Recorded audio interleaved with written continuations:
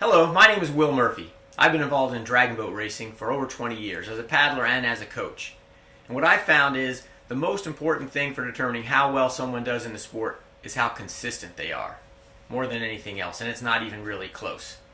So I've got a list for you today of 8 things that will help you to be more consistent in your training and preparation. And just to make it a little easier, I've made it alliterative.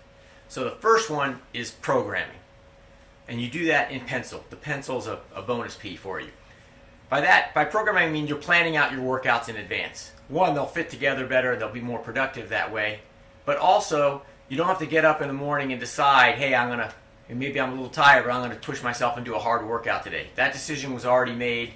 You're ready to go. You've got your session planned for a track workout. The second one is planning.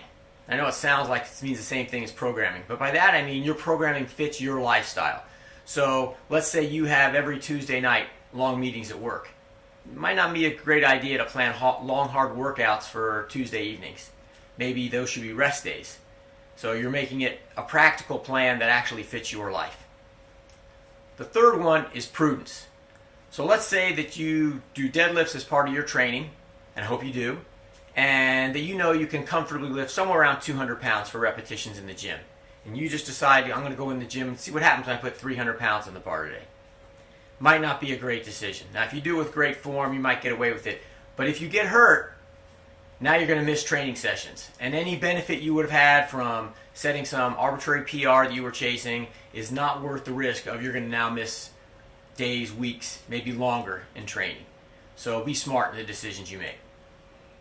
The next one is proper performance. You get a bonus P on that one as well. That's for both the gym and the boat. So we changed our stroke in a way that makes it a little easier on the shoulders a few years ago. We've had 0 shoulder injuries because of that, as long as you go ahead and implement that technique. And similarly in the gym, you should make sure your technique is proper so that you're reducing your risk of injury. I'm going to recommend a channel for workout videos, which is Athlean X. No connection to them. Just think they do great videos, and those will give you some guidance on good technique. Of course, it's best if you have a coach who actually knows what they're doing. But you can obviously learn some things from YouTube, and you might want to check those videos out. So the next one is persistence.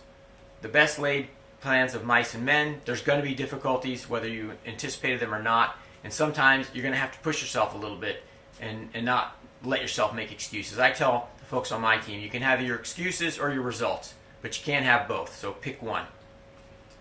The next one is practicality, as opposed to perfection.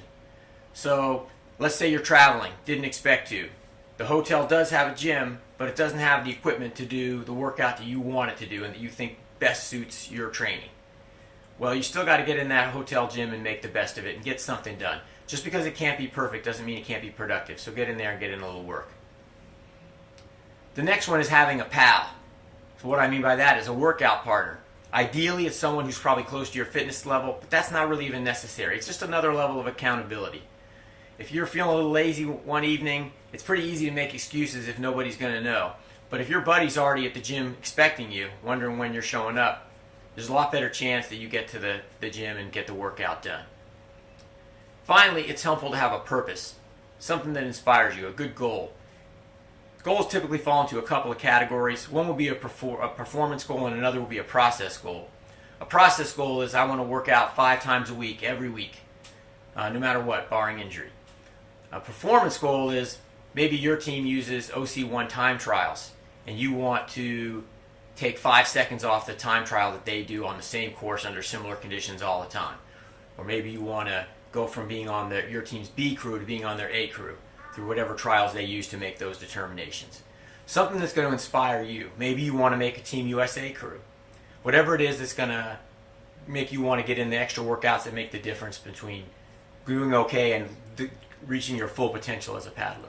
Now, I also want to take a moment to make a shameless plug for my book on dragon boat racing, Blazing Paddles.